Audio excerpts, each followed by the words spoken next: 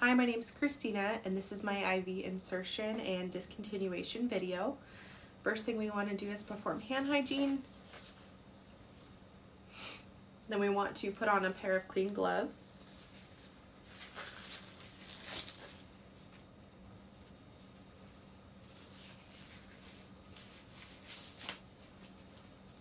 Okay.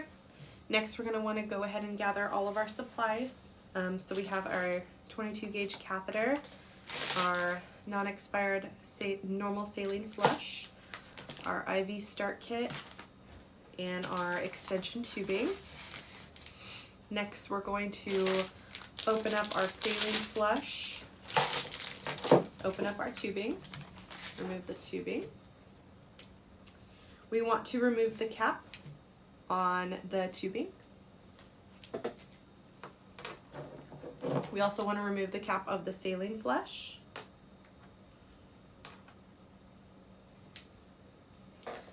And we want to attach the saline flush to the tube. And we want to prepare by flushing to make sure there's no air in the line. So we're going to go ahead and flush a little bit of sterile saline through there until it comes out of the top a little bit. We're going to just go ahead and put that to the side. Next, we're going to open up our IV start kit, pull out our tourniquet. Okay.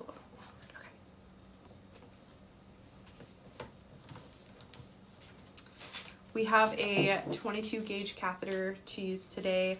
Our patient is a 32-year-old med-surg patient who only needs IVs for hydration and fluid, or hydration and antibiotics. They're not anticipating any surgery or any blood products. So now we want to do that tourniquet, and we want to apply the tourniquet about 4 to 6 inches above our anticipated IV site.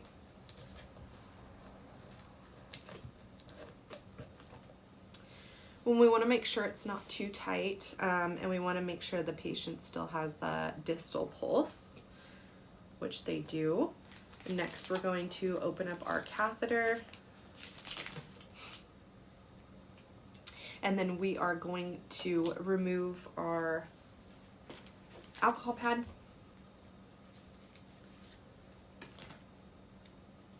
We want to cleanse the site with alcohol. We start from the middle of the circle, working our way to the outside of the circle.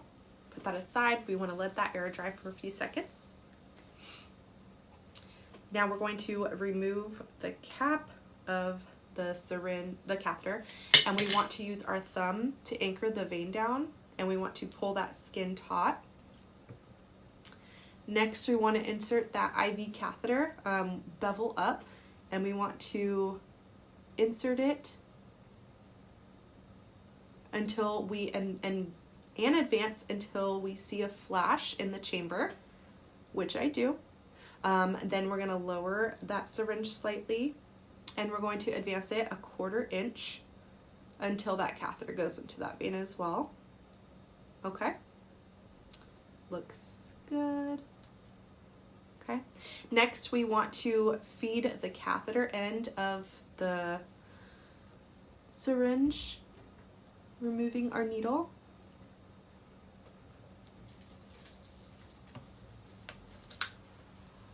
Okay, we want to dispose of that immediately in the sharps container.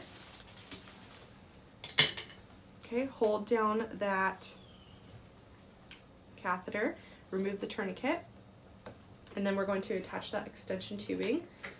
So we're going to go ahead and remove the sterile cap, keeping this sterile.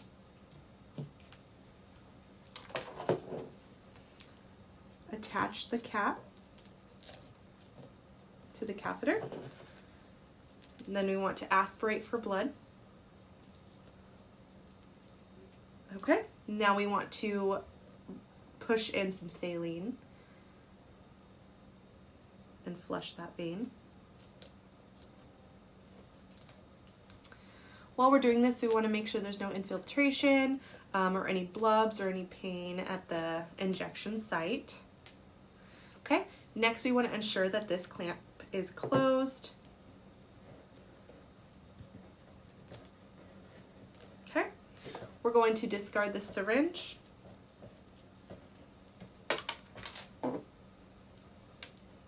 and dispose of this in the trash. Next, we want to grab the sterile cap for the end of the tube and replace that on there. Okay.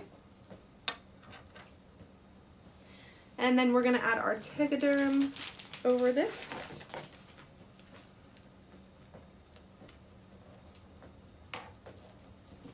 We want to make sure it stays visible along with the catheter and the connection site. So we want to make sure that the Tegaderm is not over that.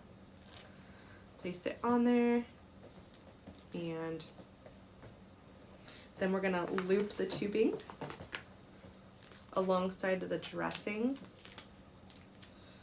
on the arm, away from the Tegaderm. And we want to secure it with tape.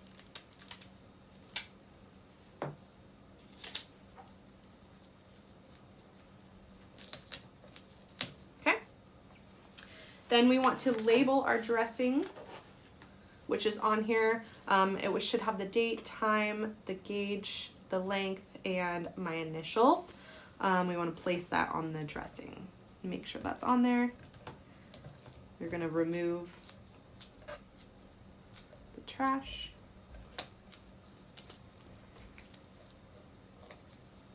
Again, make sure that we have all the information that we need on here. Then we're going to want to make sure we clean up our station. Everything looks good. Patient's okay, intact. We're gonna go remove all of our supplies, throw everything in the appropriate receptacles. If we have any needles, they'd go into our sharps container. Remove our gloves, toss all our trash away, perform hand hygiene, and we would document our procedure. Okay. Next, to discontinue, we want to perform hand hygiene. Put on a pair of clean gloves.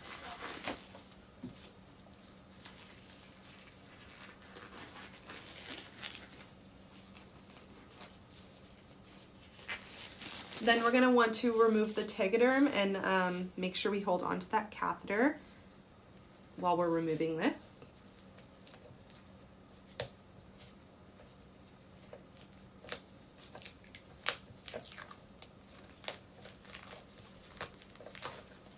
Okay, we're also going to want to go ahead and remove the tape from the tubing.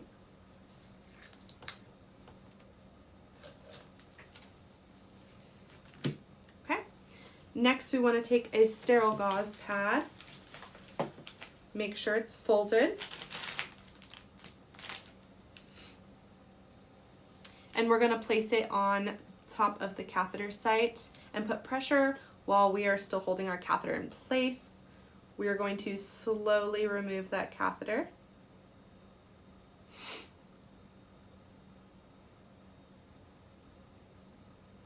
And we want to apply pressure for at least 30 seconds until the bleeding has stopped on our patient. As we pull this out, we want to ensure intactness. Make sure everything looks good, the tip is still on there, and the length is the length that we selected in the beginning. We're going to toss that immediately into the sharps container.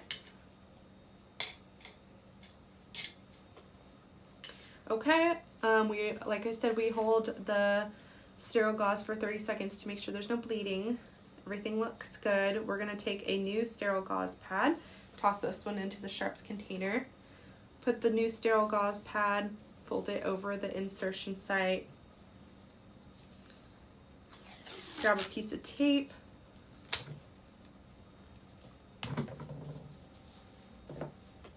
put it over that sterile gauze,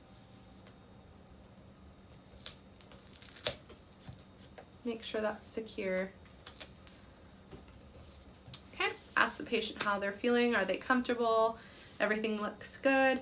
We're going to remove our gloves, discard all of our supplies into the correct trash bins, all needles, everything goes into the sharps container. We want to perform hand hygiene. Then we want to go document our procedure.